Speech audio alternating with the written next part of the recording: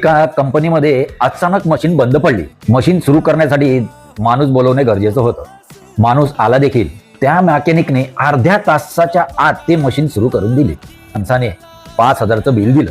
मानक एकदम आश्चर्य, अहो तुम्हाला एवढं अर्ध्या तासात तर तुम्ही मध्ये सगळं दुरुस्त केलं आणि याचं बिल एवढं 5,000 कसं काय झालं?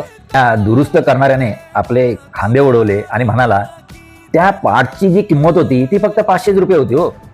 मग तो मालक म्हणाला, मग जर समजा हे 500 रुपयाचं बिल आहे तर तू 5,000 रुपये कसले घेतलेत? बरोबरच.